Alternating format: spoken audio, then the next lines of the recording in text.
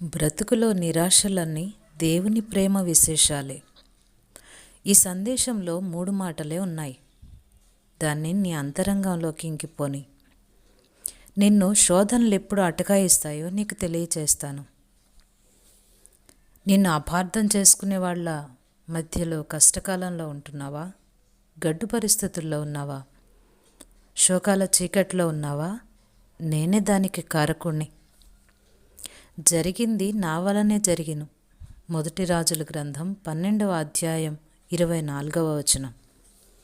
ప్రియకుమారుడా, ఈరోజు నీకోసం ఒక సందేశాన్ని తీసుకొచ్చాను. దాన్ని చెవిలో చెప్పని.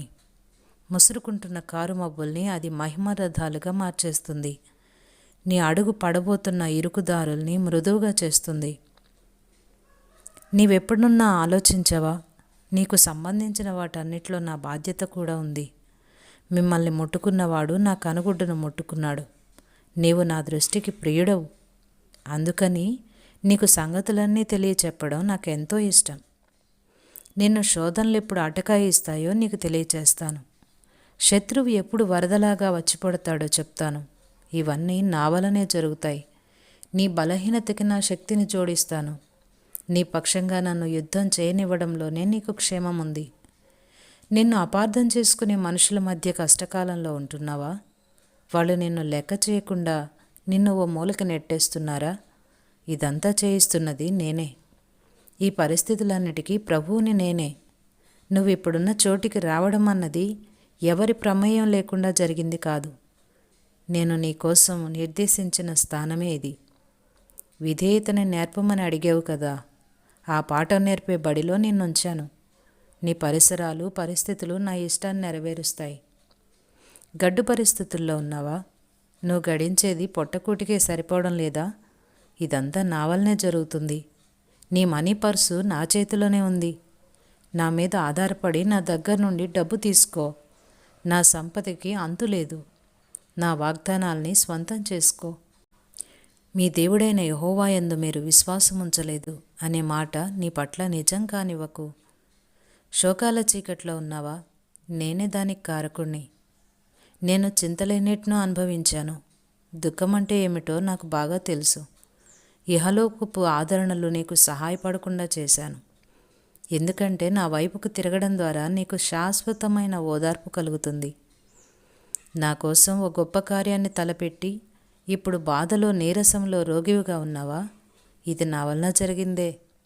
నువ్వు హడావుడిగా తిరుగుతున్న రోజుల్లో నీకు ఏదైనా చెప్పాలంటే సాధ్యపడలేదు. నీకు కొన్ని లోతైన అనుభవాల్ని నేర్పుదామనుకున్నాను. ఊరక నిలిచి చూస్తుండేవాళ్ళు కూడా తమ ధర్మాన్ని నిర్వర్తిస్తున్నవారే.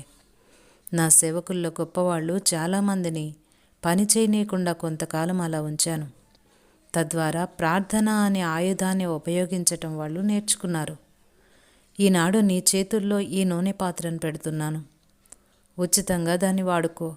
నీకు ఎదురయ్యే ప్రతి పరిస్థితిని, నిన్ను గాయపరిచే ప్రతి మాటని, నిన్ను సహనం కోల్పోయేలా చేసే ప్రతి ఆలస్యాన్ని, నీ బలహీనతని నువ్వు గ్రహించిన ప్రతి సమయాన్ని ఆ నూనెతో అభిషేకించు.